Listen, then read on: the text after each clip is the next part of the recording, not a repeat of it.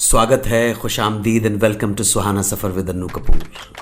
जनाब मन, ये सुहाना सफ़र एक लंबा सफ़र तय कर चुका है और इस लंबे सफ़र में आप सब ने जो प्रेम, जो कृपा हम पर बनाए रखी है, उसके लिए मैं अन्नू कपूर अपनी पूरी टीम की तरफ से आप सबको धन्यवाद देता हूँ और आशा करता हूँ कि हमारा ये साथ जीवन भर बना रहेगा। जीवन भर मैं आपका मनोरंजन करता रहूँगा, आपको हमारी फिल्मों के तराने और अफसाने सुनाता रहूँगा। आज मैं बताऊँगा साहिर लुधियानवी के लिखे उस शेर के बारे में जिसे दरअसल डायलॉग के रूप में बोलना था, मगर वो शेर संगीतकार रवि को इतना भा गया कि वो जिद कर बैठे कि मैं तो गाना बनाऊंगा इस पर। गाना बना, हिट हुआ। ये गीत कौन सा था, ये किस्सा क्या था, पता चलेगा आज के शो में। और बात करेंगे बलराज साहनी जी की, जो चाहते थे लेखक बनना लेकिन बन गए अभिनेता।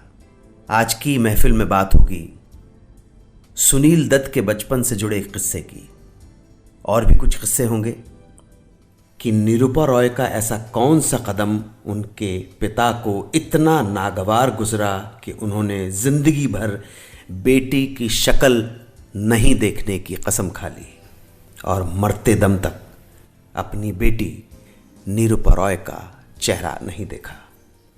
ऐसे ही कुछ किस्से होंगे।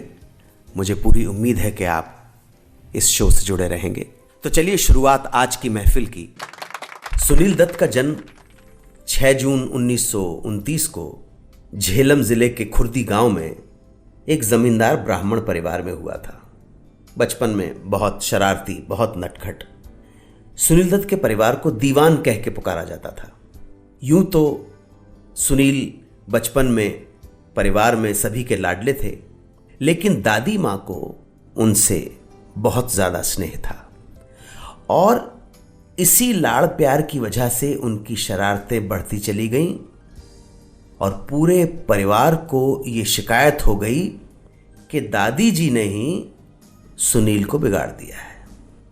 अब जब सुनील दत्त के स्कूल जाने का वक्त आया तो स्कूल गांव से काफ़ी दूर था, लिहाजा दादी ने उनके लिए घोड़े और एक घुड़सवार का इंतज़ाम कर दिया। घुड़सवार को दादी जी ने यह हिदायत दी कि हमारे बच्चे को किसी तरह की भी कोई तकलीफ नहीं आनी चाहिए। अब जब पहले दिन बच्चा सुनील, जिनका नाम बलराज था, स्कूल जाने के लिए घोड़े पर बैठा तो जिद करने लगा कि घुड़सवार उसके साथ ना बैठे। समझाया गया कि अगर घुड़सवार नहीं बैठेगा तो घोड़ा चलाएगा कौन। खैर साहब, उस दिन तो किसी तरह बालक बलराज मान गया, स्कूल चला गया। लेकिन 2 दिन बाद घुड़सवार दादी के पास आया और बोला, अम्मा जी अब मैं छोटे दीवान को लेकर नहीं जाऊंगा, आप किसी और को काम पे रख लो। दादी ने पूछा, भाई क्या हो गया? तो उसने अपनी पीठ दिखाते हुए कहा कि ये देखो, छोटे दीवान ने मेरी पीठ का क्या हाल कर रखा है। रास्ते भर चुटकियां और चिंगोटियां काटते रहते हैं मेरी पीठ की। तुम हटो, मैं घोड़ा चलाऊंगा, यही कहते रहते हैं। दादी घुड़सवार की पीठ देखकर बहुत परेशान हो गई। उनके लाडले बलराज ने उसकी पूरी पीठ को जख्मी कर दिया था। दादी को बहुत गुस्सा आया, लेकिन उन्होंने अपने गुस्से को काबू में रखते हुए बड़ी समझदारी से काम लिया और बच्चे को बुलाकर समझाया कि अगर ये तुम्हारे साथ घोड़े पर नहीं बैठेगा तो तुम गिर जाओगे। गिरे तो हड्डी पसली टूट जाएगी, घायल हो जाओगे। फिर कहीं हड्डी पसली टूट गई तो डॉक्टर के पास ले जाना पड़ेगा और वो डॉक्टर तुम्हें देगा ढेर सारे इंजेक्शन। इसलिए जब तक इस काबिल ना हो जाओ कि घोड़ा अच्छी तरह से चलाना ना सीख लो, तब तक इस घुड़सवार के साथ ही तुम्हें स्कूल जाना होगा।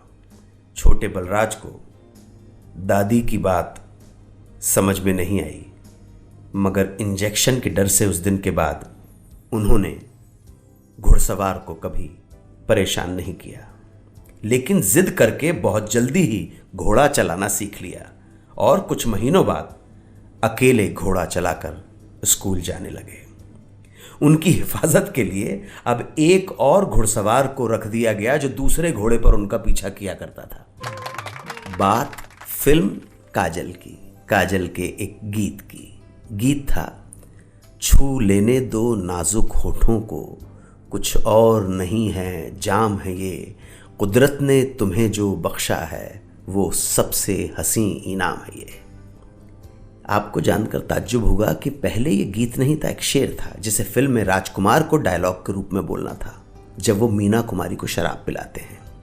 ये शेर एक गीत कैसे बन गया?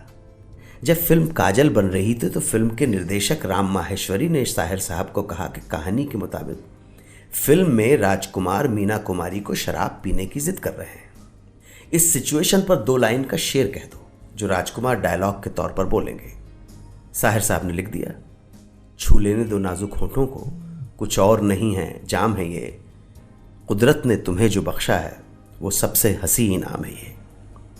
इत्तेफाक से जब फिल्म के संगीतकार रवि ने शेर को सुना तो झूम पड़े और साहिर साहब से कहा, साहिर साहब कमाल का शेर है, एक पूरी गजल ही कह डालिए, इसका तो गाना बनना चाहिए। लेकिन निर्देशक राम माहेश्वरी ने कहा कि राजकुमार पर गाना वाना नहीं फिल्माना है, इसलिए इसे शेर ही रहने दो। लेकिन रवि साहब को ये मिसरा इतना भा गया था कि उन्होंने जिद पकड़ ली, नहीं जी गाना बनाएंगे, और वो लग गए राम माहेश्वरी को मनाने में, और वो आखिरकार कामयाब भी हो गए। और फिर साहिर साहब ने भी 2 और मिसरे कह दिए, रवि साहब ने धुन बना दी, और जब रफ़ी साहब ने इसे गाया तो रिकॉर्डिंग पर मौजूद हर आदमी वाह वाह कर बैठा। अब कमाल की बात देखिए कि फिल्म के डिस्ट्रीब्यूटर्स ने जब ये गीत सुना तो कहने लगे, यार कमाल का गाना है लेकिन इतने अच्छे गाने में बस 2 ही अंतरे। अब नया मसला खड़ा हो गया। डिस्ट्रीब्यूटर्स ने जिद की कि 1-2 अंतरे और रिकॉर्ड कर लो, लेकिन इत्तफाकन तब तक साहिर साहब किसी काम से लंबे वक्त के लिए शहर से बाहर जा चुके थे। उन्हें ढूंढने की बहुत कोशिश की गई पर वो नहीं मिले, और मजबूरी में हार कर सिर्फ 2 ही अंतरे इस गीत में रखे गए। छोटा सा गाना है लेकिन है बहुत बड़ा हिट। इसकी रिकॉर्डिंग से जुड़ा एक किस्सा, मुकेश जी ने इस गीत को गाने से इनकार कर दिया था। बात 1968 की है। बंबई के ताड़देव स्थित फेमस स्टूडियो में पहचान के गीतों की रिकॉर्डिंग हो रही थी। कई दिन से चल रही थी रिकॉर्डिंग। फिल्म के म्यूजिक डायरेक्टर शंकर जयकिशन, ये गीत वो परी कहाँ से लाऊं गाने वाले थे मुकेश जी, शारदा, सुमन कल्याणपुर, और कोरस में ढेर सारी लड़कियां। लीजिए साहब, सारी तैयारी कंप्लीट, सभी लोग रिकॉर्डिंग में मौजूद। इंतजार था तो मुकेश जी का, जो किसी वजह से वक्त पर नहीं पहुंचे। जैसे ही मुकेश जी आए, उन्होंने जल्दी जल्दी शंकर जी से हारमोनियम पर एक बार गाना सुना और भागे स्टूडियो के अंदर, जहां शारदा जी और सुमन जी उनका इंतजार कर रही थी। लेकिन जैसे ही मुकेश जी ने स्टूडियो में कदम रखा, बुरी तरह घबरा गए सामने का मंजर देखकर, और उल्टे पांव लौट आए शंकर जी के पास। शंकर जी ने पूछा, क्या हो गया, घबराए लग रहे हो? मुकेश जी बोले, यार अंदर बहुत गड़बड़ है, इतनी सारी लड़कियां और मैं अकेला, मैं गा नहीं पाऊंगा। ये बात सुनकर सब लोगों को बहुत हंसी आ गई। शंकर जी ने मुकेश को समझाया कि ये तो कोरस गाने वाली लड़कियां, आप तो उनके साथ गाते ही हैं। मुकेश जी ने कहा, यार 2-4 लड़कियां कोरस गाती हैं वो तो ठीक है, लेकिन यहां तो दर्जनों भरी पड़ी हैं। दरअसल ये उस वक्त की बात है जब सिंगर और कोरस सबको एक साथ गाना गाना पड़ता था। इतनी सारी लड़कियों के बीच खड़े रहने में मुकेश जी को बड़ा अटपटा लग रहा था। शंकर जयकिशन ने इस गाने को गाने के लिए तकरीबन 2 दर्जन लड़कियों को बुला रखा था। अब मुकेश जी की हालत आप समझ सकते हैं। शर्मीले आदमी, संकोची आदमी, दोनों फीमेल सिंगर भी लड़कियां और कोरस में भी 2 दर्जन लड़कियां। अब अजीब लगना, हिचकिचा जाना तो स्वाभाविक था। ये शर्मीले से संकोची मुकेश जी ये माहौल देखकर कुछ ज़्यादा ही घबरा गए। इस वजह से उन्होंने ये गाना गाने से इनकार कर दिया। समझाया गया, मिन्नतें की, मनाया गया, तो एक शर्त पर मुकेश जी इस गीत को गाने पे राजी हुए कि रिकॉर्डिंग रूम में उनके साथ इन 2 दर्जन लड़कियों के साथ उनका साथ देने के लिए शंकर जी मौजूद रहेंगे। और ऐसा ही हुआ। शंकर जी को कंट्रोल रूम छोड़कर रिकॉर्डिंग वाले चेंबर में मुकेश जी के साथ रिकॉर्डिंग रूम में खड़ा होना पड़ा। तब जाके ढेर सारी कन्याओं के साथ बेचारे अकेले मुकेश जी ने ये गाना रिकॉर्ड करवाया।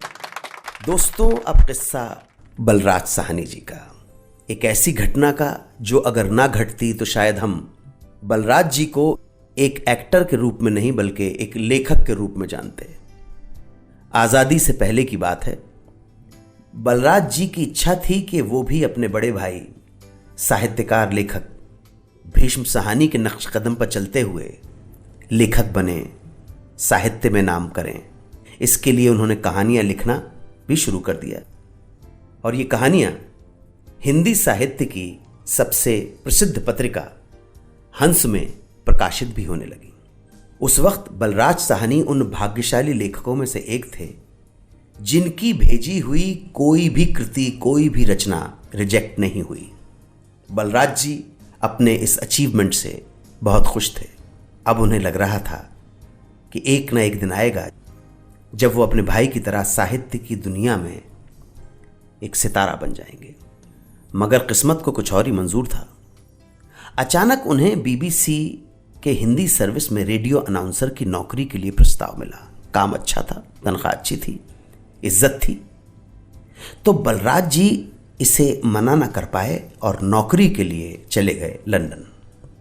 4 साल तक लंदन में काम किया, लेकिन इस दौरान लेखन कार्य से उनका नाता रिश्ता टूट सा ही गया। कोई कहानी नहीं लिखी, कोई लेख नहीं लिखा, कोई उपन्यास नहीं लिखा, अभ्यास भी छूट गया।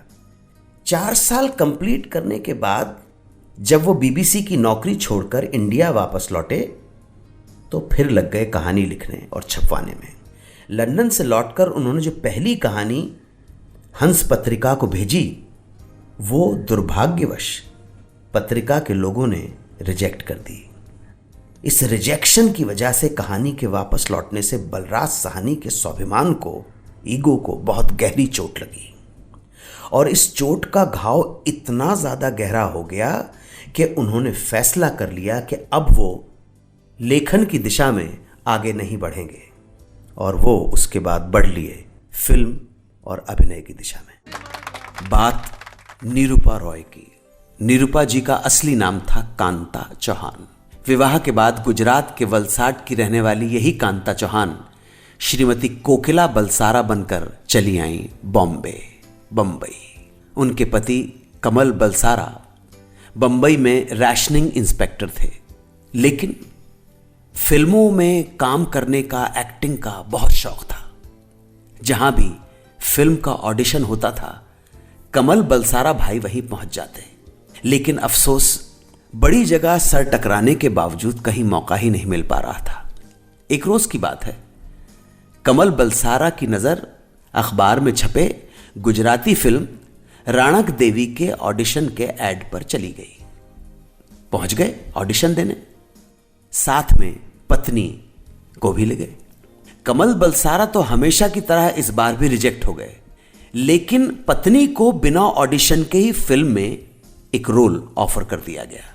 कांता चौहान शुरू में तो मानी नहीं, आनाकानी की, लेकिन पति के जोर देने पर उन्होंने उस ऑफर के लिए हां कर दी और कोकिला बलसारा बन गई निरूपा रॉय।